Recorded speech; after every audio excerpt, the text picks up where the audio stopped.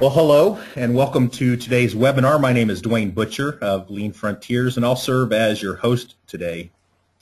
I'm excited to bring to you today a short webinar where we're going to discuss Toyota Kata and its relation to the HR function, facilitated by one of North America's most experienced Kata facilitators, Beth Carrington.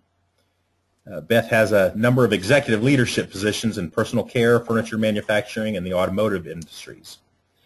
I'm also pleased that we have MJ Greene with us. MJ is the HR manager for Aerojet Ordnance. So today they will be delivering our short presentation. We will set aside a short amount of time at the end of the presentation for some Q&A. If you do have questions, please submit them using the toolbar, and I'll field those questions toward the end. It would be most helpful if you could submit those questions well before we end the webinar to give time to process the questions. So for now, though, let me turn things over to Beth. Beth? Oh, good morning, or I should say good afternoon for some of you. Good morning for me out here on the West Coast, and MJ, good morning or good afternoon to you there in the East Coast or Eastern Time Zone. Let's see, as I was introduced, my name is Beth Carrington. I'm with the W3 group. I'm one of the partners. Been a consultant and trainer since 1999.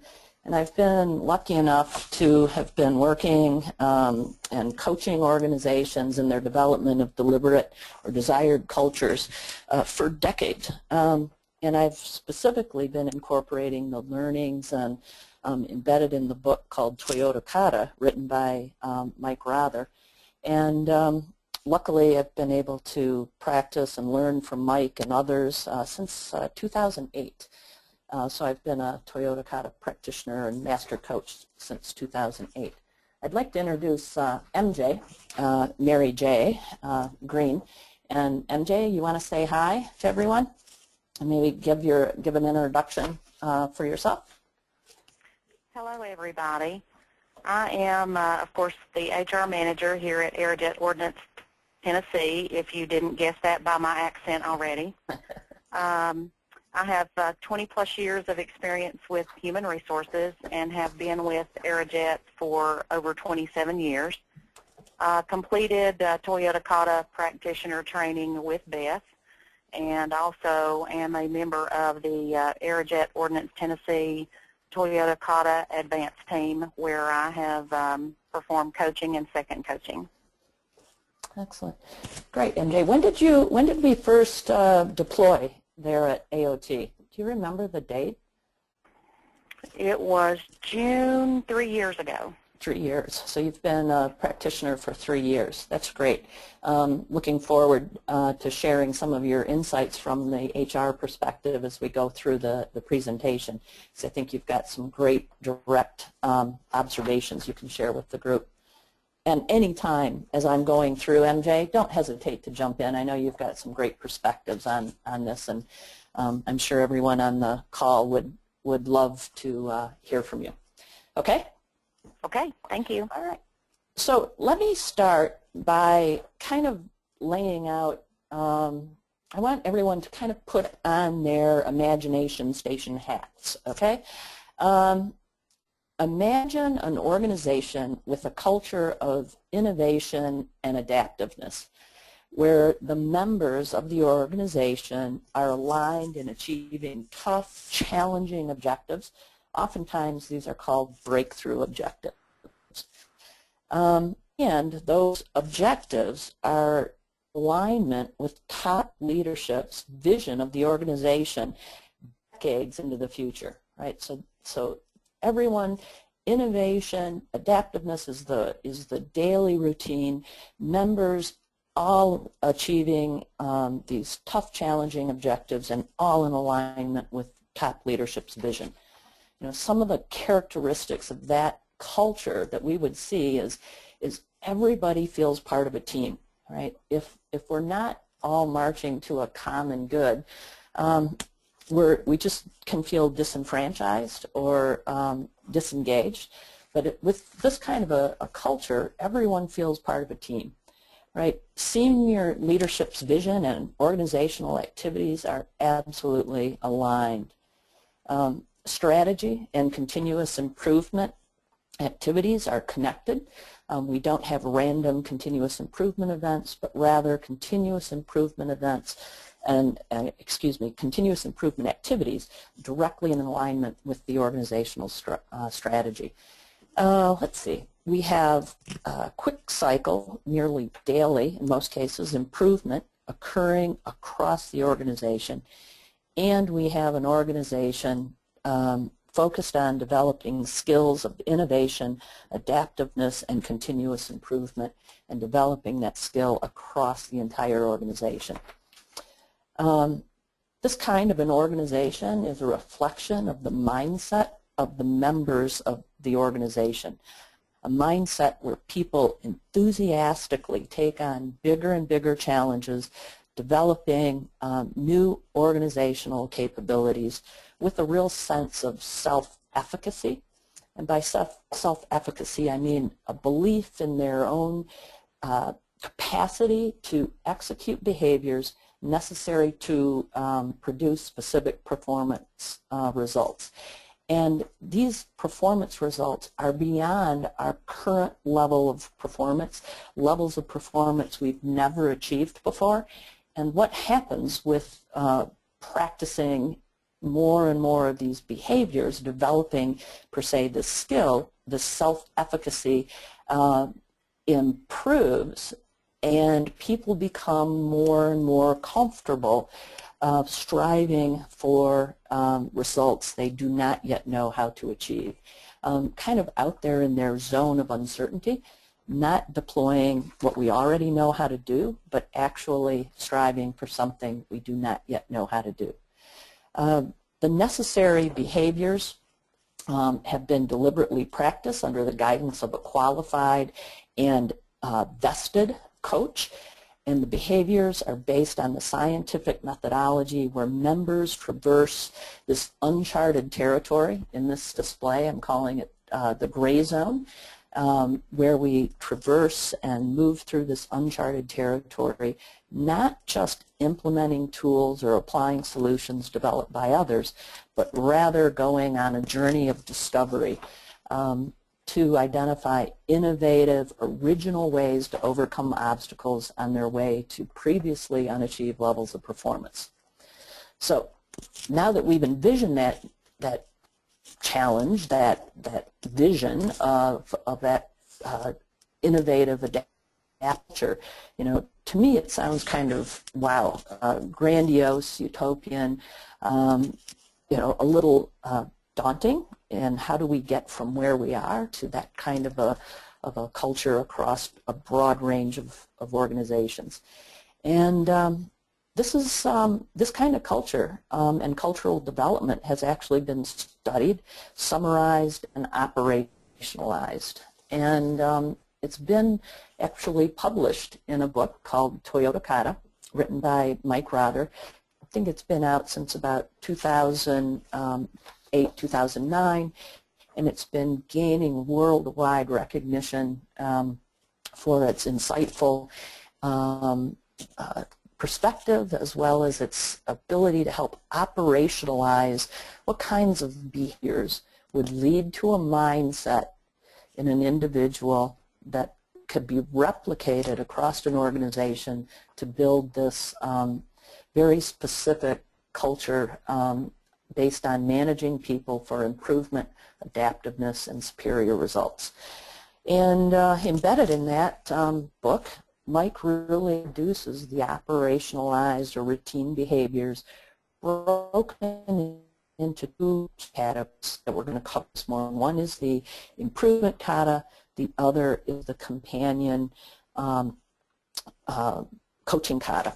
We're also going to cover how human resources can play a critical and leadership role in the deployment of these behaviors and these routines across the organization. So those are my two kind of, what MJ and I want to share is what are these, what do they look like, and then how does human resources, or how can human resources play a leadership role in deploying these across an organization. So let's start with Kata. You're going to hear me say this word over and over again throughout this presentation this morning. And kata is a word, it's a phrase that means a way of doing.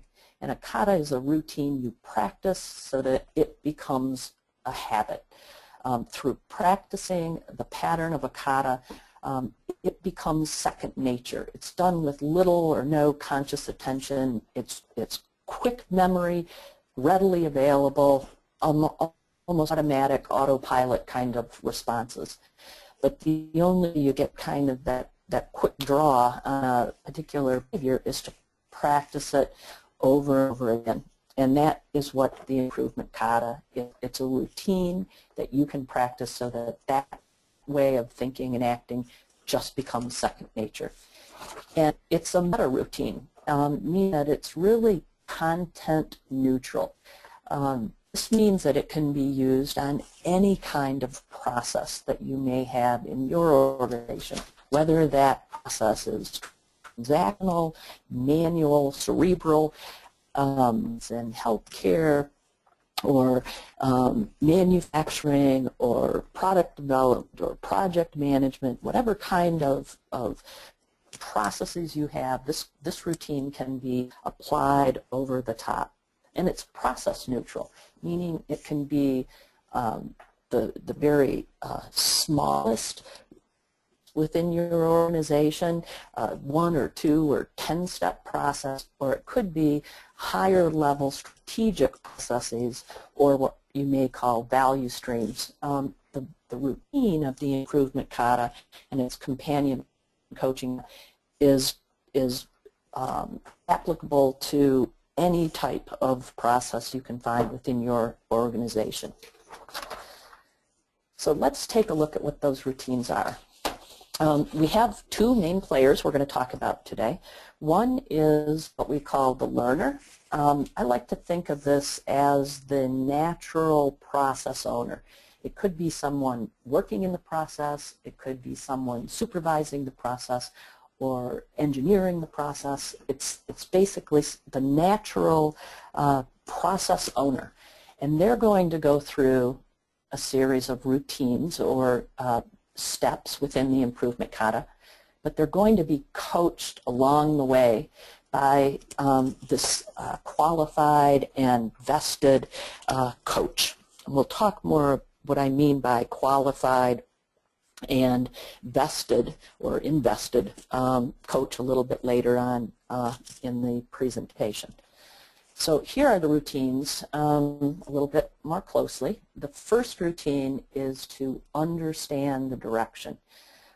This is about grasping an understanding of where this process needs to be performing so that the organization can achieve its breakthrough objectives, what in kata terms we call the challenge. And as the learner, as the natural process owner, I have to understand the ultimate direction the organization is going. Then I have to grasp the current condition as it relates to that vision and challenge. So it kind of helps scope the extent of process analysis I'm going to do. So I grasp my current condition as it relates to that vision and challenge. And then I establish a next target condition, somewhere between where I am and where I'm ultimately going. It's kind of an iterative interim step between where I am and where I ultimately need to go, a little bit closer in time. And then the fourth routine I practice is a plan, do, check, act, also called PDCA.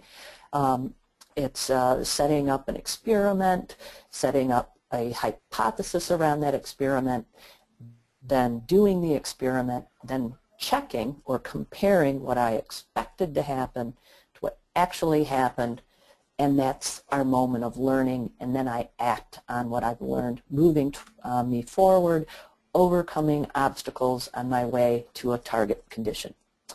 Here's another way to look at it. Out here on the right-hand side, we have this far away, vague vision. could be decades out. Closer in, we have a challenge. And as a learner, I have to understand what that vision and challenge is. Then I grasp my current condition. I set an interim target condition. And then I overcome obstacles through experimentation between where I am and my target condition. A little bit more detail. I talked earlier about the connection between leadership's vision and challenge, or breakthrough strategies or breakthrough objectives. This is out here on the right-hand side. This is the task for leaders, establishing an organization's strategic concept, the overall direction, kind of the theme of where we need to take the organization. Now what we also have, and what Mike helped operationalize based on his study at Toyota, is a task for managers, a way to day-to-day coach through the application of the improvement kata in their area or level of responsibility. So again, the role of a challenge is that link between the task for leaders and the day-to-day management of moving the organization forward to achieving that challenge. Visions are, again, just distant, vague, far away, may never get there, often principle-based. Destinations, a little bit closer in, we have this challenge, which is hard, concrete, metric-based, time-based, that we need to achieve. And then we have this daily routine of overcoming obstacles to achieve target conditions 1 week to 3 months out. So those are kind of that first step, grasping this vision and challenge. The next step is grasping our current condition as it relates to that challenge, then setting that target condition, and then overcoming obstacles, that fourth routine. And you can see these are all in alignment across the entire organization, all members of the organization marching in step to this common vision and oftentimes common challenges. And this is a skill. We believe this is ultimately these behaviors are, and the mastery of the skill, the mastery of the behavior is skill development. And the way we do that is through coaching, right? We have a routine. We practice it, hopefully daily, to embed. Neuroscience says that's the best way to learn something new. Practice it a little bit every day. And if we have effective coaching with corrective feedback, we can ultimately master that skill, and our self-efficacy, our self-confidence is another way to do it, and our comfortableness with striving for far-out tough challenges increases. So again, those routines along the way, the learner is practicing, but again, they're right there being coached along the way. These first routines, the coach is helping, instructing, really helping the learner through these routines. And once we're out here, once we begin to apply the scientific method and overcoming obstacles through experimentation, this is where the formal coaching kata or coaching routine occurs. And it takes place at each step along the way, right? The learner is setting up plan, do, check, act cycles. They lay out their experiment. They lay out what they expect, their hypothesis. They have a coaching cycle, and the coach walks them through these 5 categories of questions that represent kind of a thought process. It starts out with the what are we striving for? What's our actual condition now? What obstacles do we think are preventing us from achieving that target condition? Which one are you addressing? So it funnels us down to that one obstacle we're addressing. And now what's that one next step or experiment? What do you expect to happen? I.e., what's your hypothesis? And then when can we go and see what we have learned from taking that step? And that routine is repeated every step, and preferably daily. And we like to think of this kind of activity occurring in 30, 60, 90-minute kind of plan, do, check, act cycles, not daily, weekly, monthly plan, do, check, act cycles, but just a small segment of every day. Now, as I spoke to earlier, the coach has to have this, has to be, one, qualified, and two, they have to be vested in the results the learner is striving to achieve. So in this example, this gentleman here is the learner. They're the natural, he is the natural process owner for this process. This is a storyboard where all of the documents used in the improvement kata are laid out, visible for everyone in the organization to see. So this is his coach in this case, and this coach has actually been in the role of the learner for some time. So he is qualified as a learner, ergo he's qualified to now teach it. Before you can coach it or teach it, you have to be able to do it. So the coach is qualified. The coach is also vested in the results this learner is striving to achieve. And that typically means that this coach is within the chain of command, or at least the chain of accountability for this learner. This isn't coaching done by, let's say, staff level. It doesn't come in from the side, per se. It's not a staff level coach. It's actually through that chain of command and or chain of accountability if you're in a matrix organization. And it's their boss, right? Direct or indirect, but that person, it's a person who has learned the routine and is held accountable for the results.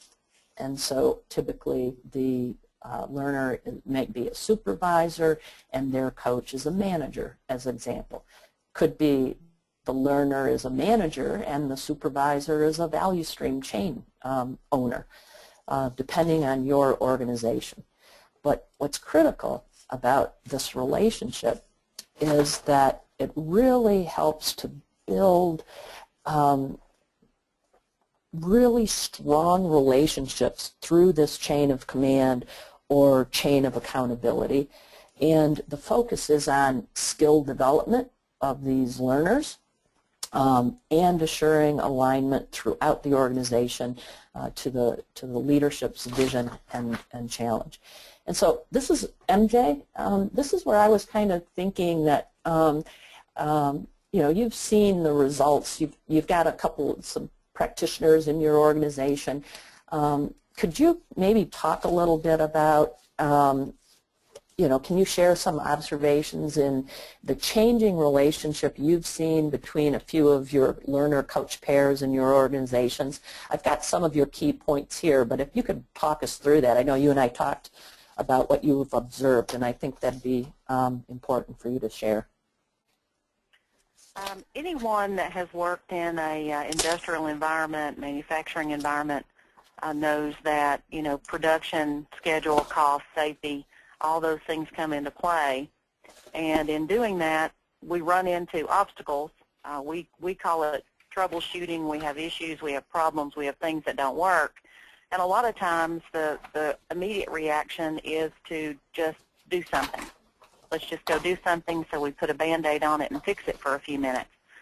And one of the things that we have observed, me personally, is this change in focus from using an opinion or a guess or let's just grab it out of the air and hope it works to a more fact-based, data-driven approach to troubleshooting your processes.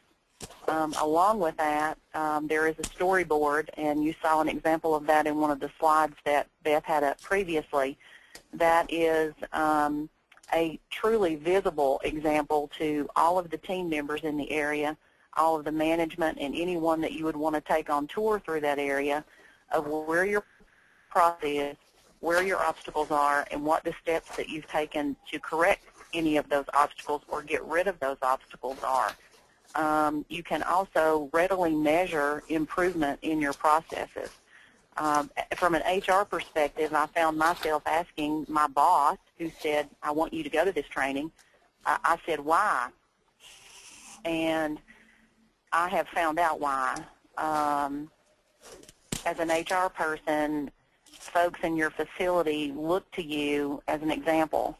They look to you for leadership. They look to you for guidance. And having HR buy in and be a part of this process is critical to the success of it, in my opinion and from my experience.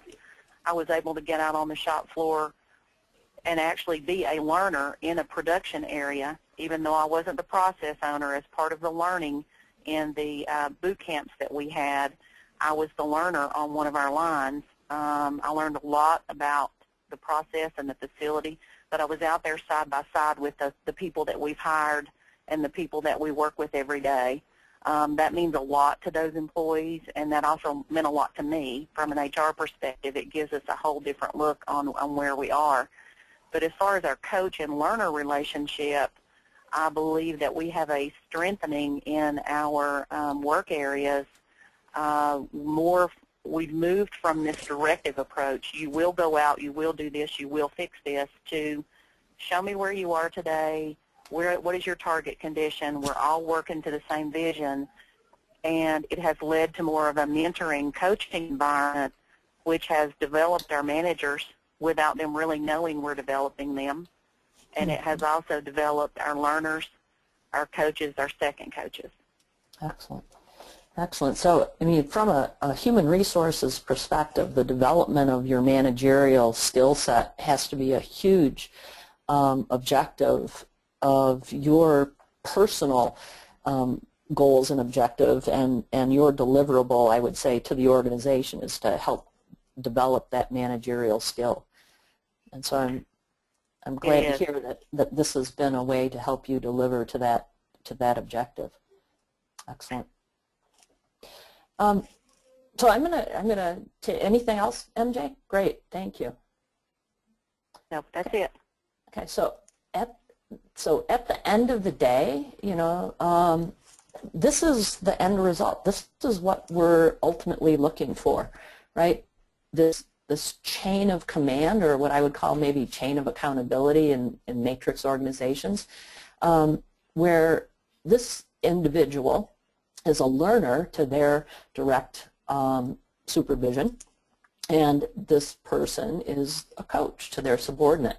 At the same time, this person is a learner to their direct supervision, and this person is a coach to their subordinate, and it continues on up throughout the chain of command or chain of accountability across the entire organization. Again, this is a really a structured approach that helps get alignment across the organization to top leadership's vision and objective. And if this is what the end game looks like, if this is what, you know, full saturation of this learner-coach relationship might look like, how do we get there? And this is really about how to deploy across an organization. So what I'm going to do is just kind of walk you through a little bit, and we're going to talk about a critical role called the advanced group.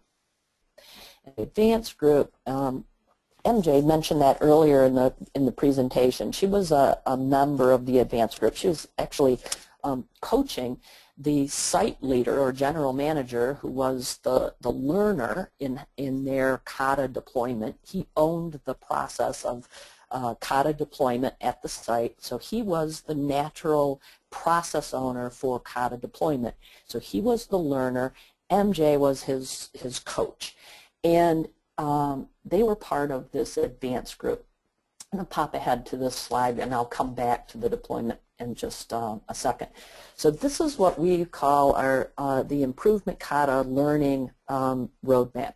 And it could almost be applied to any kind of skill development. It starts here at the beginning, kind of passive awareness, right? You might read a book, an article, online materials, heck, come to a webinar, right? This passive kind of learning, just to become aware. The next step is to begin to get some initial coach practice. It could be a one-day event, what we call an improvement Kata experience. It could be a seminar. practitioner day, on-site practice, all sorts of things. It could be a 3-day Kata skill camp. I'm going to talk about that a little bit later on, come back to it at the end of the presentation. But there's a 3-day Kata skill camp coming up towards the end of April, the 28th, 29th, and 30th, that W3 Group, in partnership with Lean Frontiers, we're going to be hosting a 3-day site in the Columbus, Ohio area, where we have a host site that a company opening their doors to allow people to come in and practice these skills on their processes. Then what most organizations do and most individuals is you come to a decision point that says, yes, this is a behavior, this innovative, adaptive, continuous improvement behavior that we want to embed across our organization to develop this skill and spread it across the site. That's when then we believe you begin this formation of an advanced group. And this advanced group are the first wave of skill development people. You might have some additional key potential coaches, but this advanced group goes through skill development, as MJ said. So she learned personally what those 4 routines of the improvement kata. She practiced the coaching kata so that she could then be available to train others. And that's what we're looking at here is we form this advanced group, about 5 to 7 people, some key people in your organization. Site executive, senior executive member is, I think, critical to that advanced group. HR leadership is critical to that advanced group. And then other operations leadership, operational leadership in the area where you're initially going to deploy. And then a couple, 2 to 4 others that are key managers that are really going to help deploy across the organization. So they learn first, practicing for about 3 months in various areas. So MJ, you were a learner for a month in one of your operations. Then you were a coach for a month, and then a second coach for a month. And we hope by the end of that time you've actually toggled over into skill development, and now you're able to coach others, and you just begin to deploy wave upon wave, utilizing your internal coaching capacity that you've developed to go maybe a little bit broader in a coach's span of control and a little bit deeper, i.e. closer to the transactional or manual processes through supervisors and through your potential, if you have them, team leaders across your organization. Again, the target audience at the beginning is really the middle managers, right? They have the largest span of influence of behavior, and we train there first so that they can then train their other subordinates across their span of control and deeper. We recommend you go slower rather than faster. It's the increasing number of managers in the organization who are proficient coaches that are going to limit the speed. The more coaches you have, the more exponential this deployment can look. The less qualified managers you have, the slower it's going to go. So I wanted to just hear a little bit, MJ, you were in the role of the coach for your site leader, the general manager, as part of the advanced group. Could you kind of tell us a bit about what that looked like, and from a human resources perspective, maybe why it was important you were on that advanced group, and what did you learn? Beth, you mentioned earlier taking folks outside their comfort zone. Yep. This was definitely I was out of my comfort zone, where my general manager was the learner and I was coaching him. And I was definitely used to being the learner and him being the coach. So it definitely took me outside of the comfort zone there.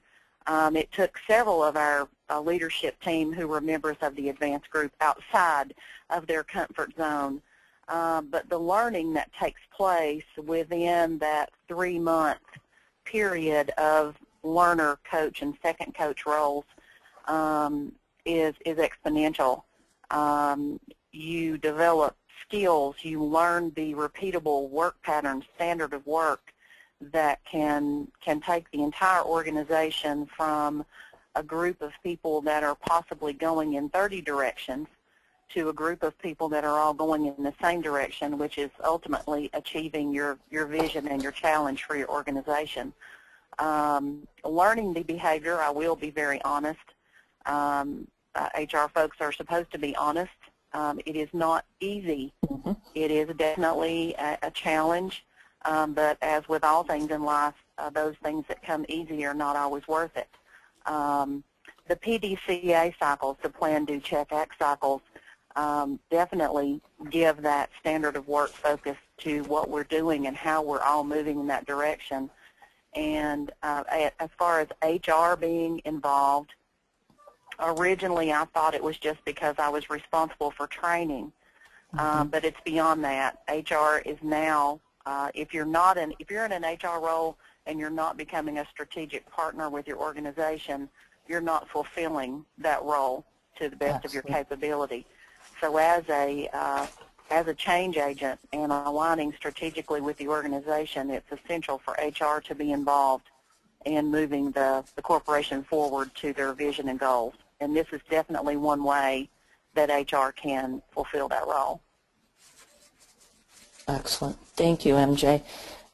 That's a brilliant observation, that critical strategic partner role of the organization. You know, a human resources organization is fulfilling, you know, helping the organization, what do we want to say, fulfill its destiny, right? And the only way we're going to do that is through the skill development of our people.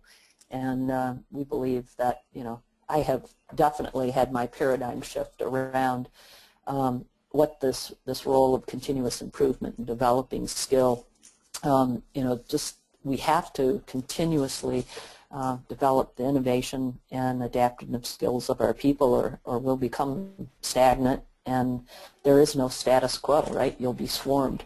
So you have to continuously move forward. So anything else, MJ? Thank you for that last note, that strategic partner role of human resources. I think that's critical element.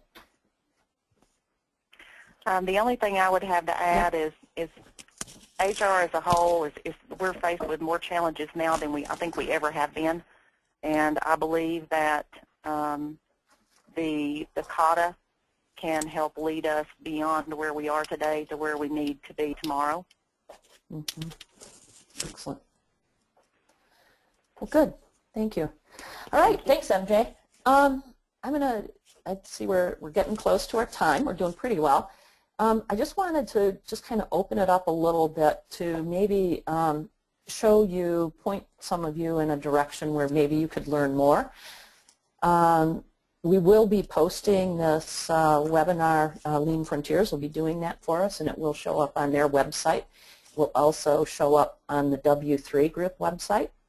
So this is the W3 resources, and this presentation will be here on the presentations tab. It will also show up on our YouTube site, so you can click there to go right to our YouTube site, where there is a vast array of other presentations, both around Kata as well as some general neuroscience, psychology studies, and that are just, you know, about scientific thinking and learning new skills. So it's a great resource for you out there. There's also links to other websites around the world that are just popping up all over the place around this fun topic. There's also the Lean Frontiers website. 2 events coming up. One is in February. It's a 2-day Kata Summit. Mike Rother, Jeff Leiker, Bill Costantino, leaders from industries deploying Kata will be there giving keynote addresses. We'll be doing some actual practice with our improvement kata experience. It will open up the participants to getting some actual coached experience in a fun and interactive format. And then we'll also be holding sessions on how to deploy. And that's February 18th and 19th down in Fort Lauderdale. There's also a tag-on event on the 20th that is actually at BE Aerospace, and they're a practitioner site, and they're opening up their facility for a benchmark on February 20th. And you can register for this on the Lean Frontiers website or just Google Kata Summit. The other activity is this 3-day intense workshop going to be held at Columbus, Ohio. We're partnering with Hirschvogel. There's also another company in the area called Mancor, so we're going to have 2 sites available.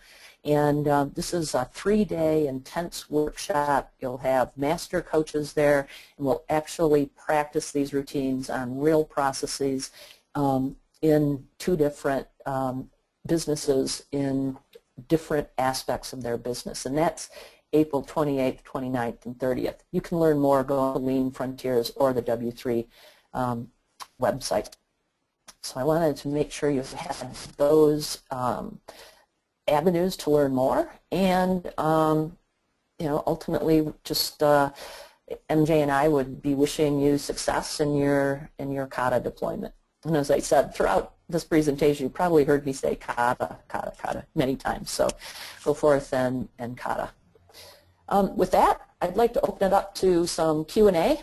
So Dwayne, any questions that we can address, either MJ or I, from the participants? Yes, Beth. Question actually came in for MJ.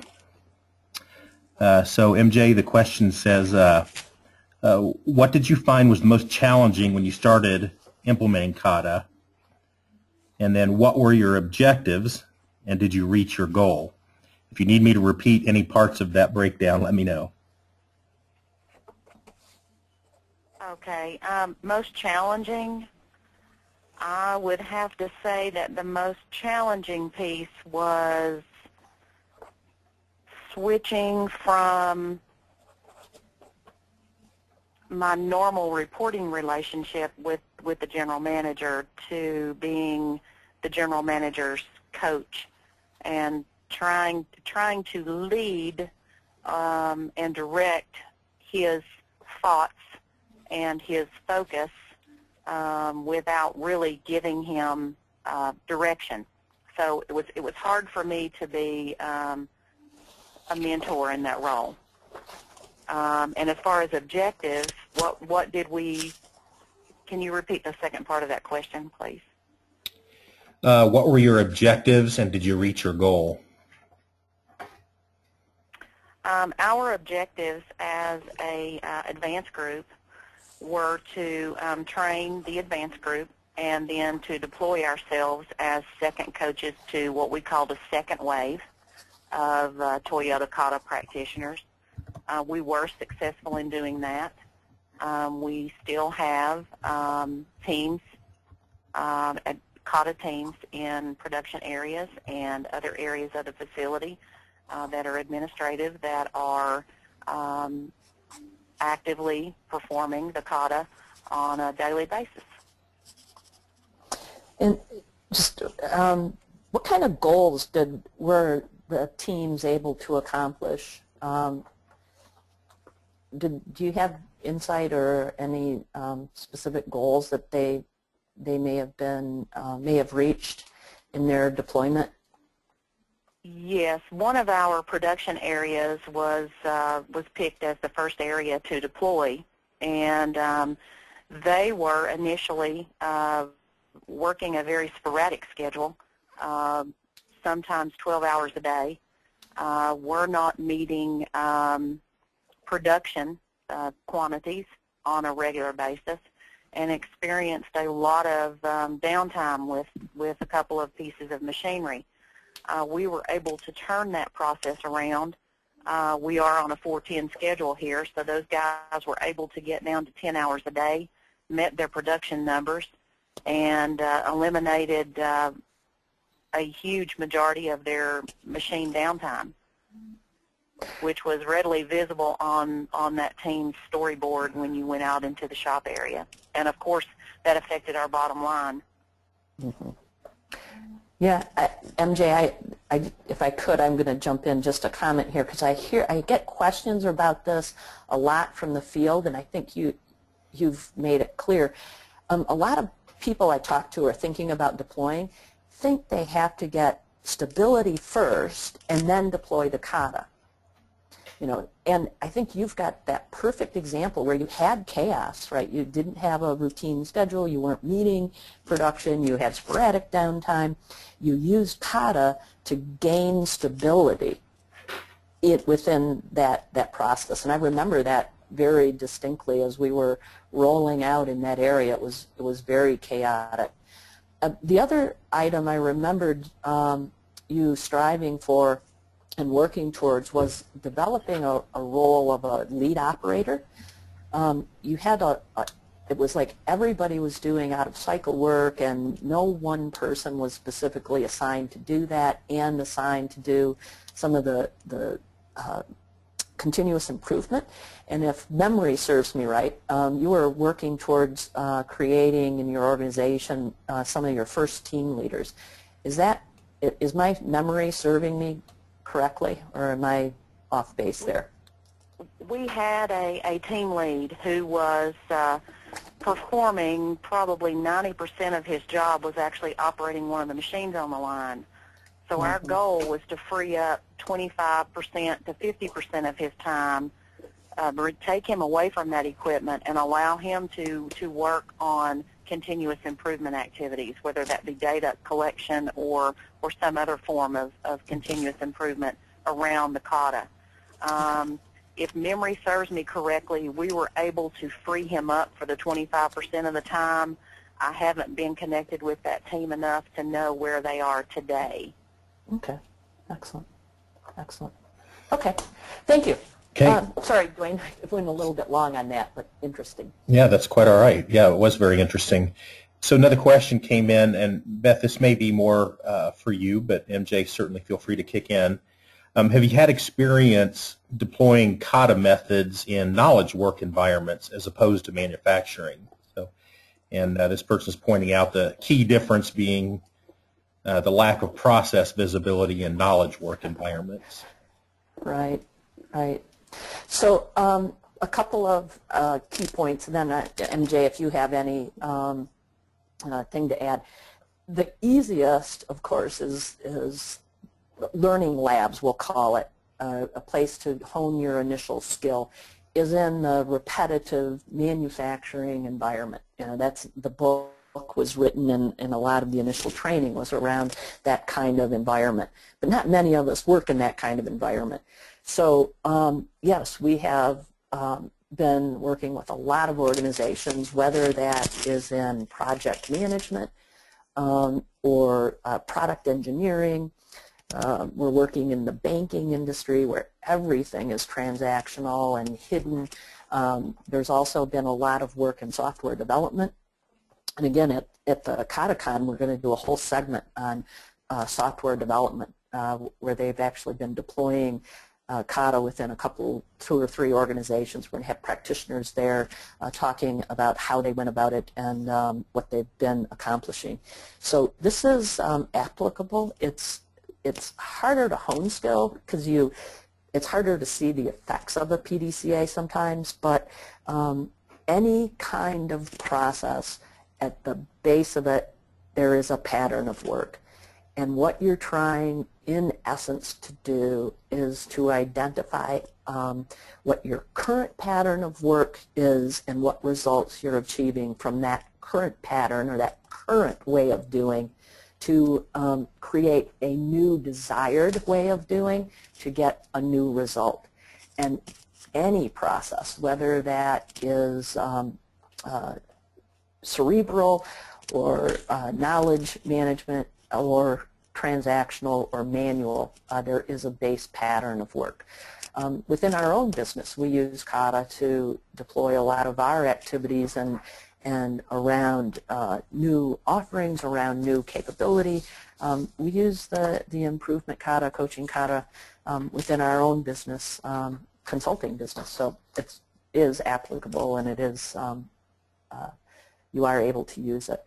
MJ, any thoughts around that? Are you deploying? I think we were doing some work in the product development, or at maybe that wasn't product development, that was quotation, but brand new quotation processes when I was there last. Any thoughts on that? We have 2 active Kata teams here currently. One is in program management and business development, and the other is in the maintenance area. I think the biggest thing that we struggle with in those areas is grasping the current condition and trying to keep those efforts away from being project-based. When you're moving away from a repetitive, timed production manufacturing environment and you're moving to pieces of paper or documents, it's a little harder to measure, it's a little harder to capture, but it can be done. Excellent. Good insight. Yeah. Okay, hope we've answered the question. Okay, so looks like one final question came in here just now. I haven't had a chance to process this much, but how did you get employees to retain or understand Kata deployment methods? So I'll have to process the question a little bit. I hope I hit the mark. This advanced group, in my experience with multitude of organizations, you start small and you build on that layer by layer.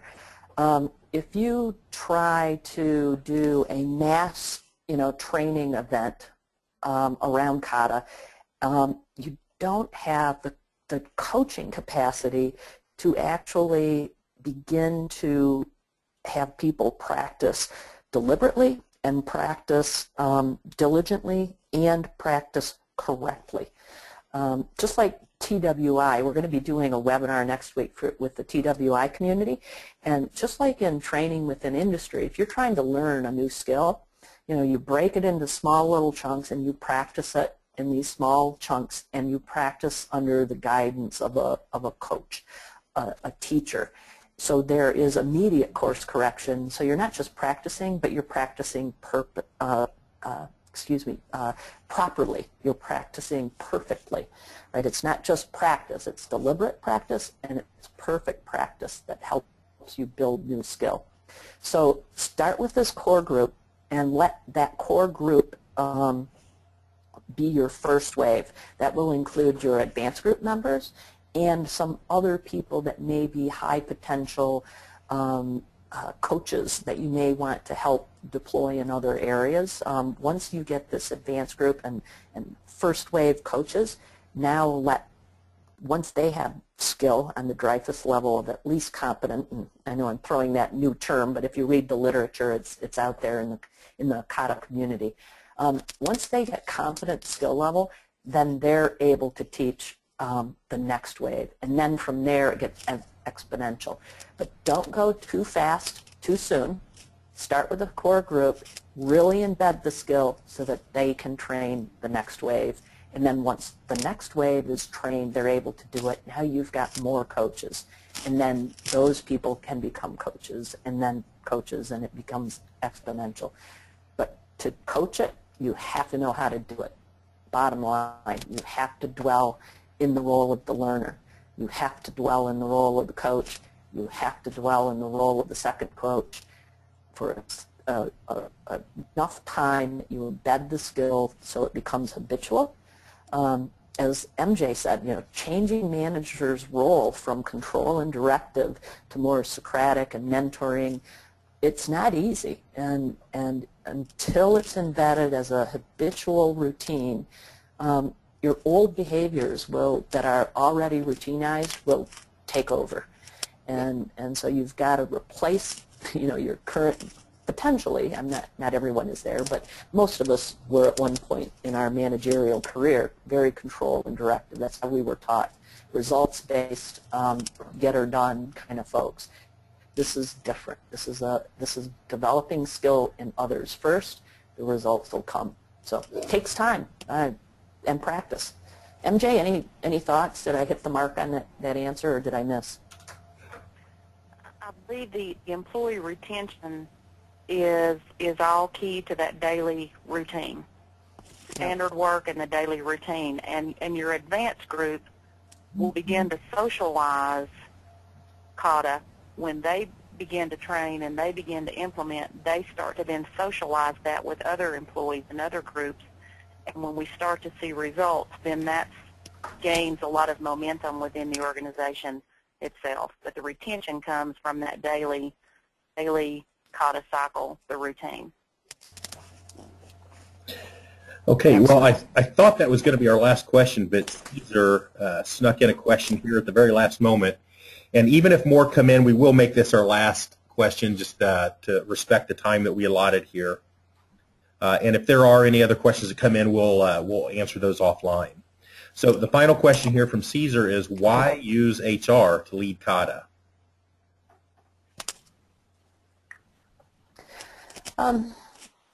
It's not, I think it's a logical place. It's not the only place. I think it's a logical place because of the critical role HR plays, as MJ, I think rightly stated and pointed out, is the role of HR, and MJ, I should answer this, but I've already started, because I'm using your words, right, that partnership. HR, I think they used to be, from my perspective, very transactional. It was handbook and, forms and bureaucracy. And I think the role of human resources has changed. It's been an evolution. And there now are, MJ, I'll use your words, that strategic partner, making the vision and the goals and objectives of the organization become a reality. I think we've come a long way in understanding that is a direct link to the skill of our people. It's not our equipment, it's not our brick and mortar, it's not our products. Yes, that helps us get the foot in the door, but how are we going to stay ahead of the competition is through developing our people. And who better to lead that than the human resources organization? MJ, I didn't mean to answer that. I think you're probably, if you could jump in. Very well said, Beth. I don't have anything to add. I would just be repeating what you said, but that is the true reason. We are the strategic partner. Yeah. Excellent. Great. Well, Beth, MJ, thank you both for taking time out of your day and facilitating our session. As previously mentioned, today's webinar has been recorded, and we will make this available to you. So you can look for an email from me following our time together. Feel free to share this, obviously, with others in your organization, as well as reviewing it yourself. And Beth mentioned a couple of resources, upcoming resources. I will also include those in an email. So things like the upcoming Kata Summit down in Fort Lauderdale, the Kata Skill Camp in April in Columbus, Ohio. And then Beth touched on TWI. There's also an opportunity for those in HR. We are jointly holding the Lean HR Summit and the TWI Summit together down in Jacksonville in mid-May. So I will provide those resources if any of those would be helpful to you in your own personal journeys. So again, thank you, Beth. Thank you, MJ. And thanks to each of you for participating in today's session. Goodbye. Bye-bye. Thank you.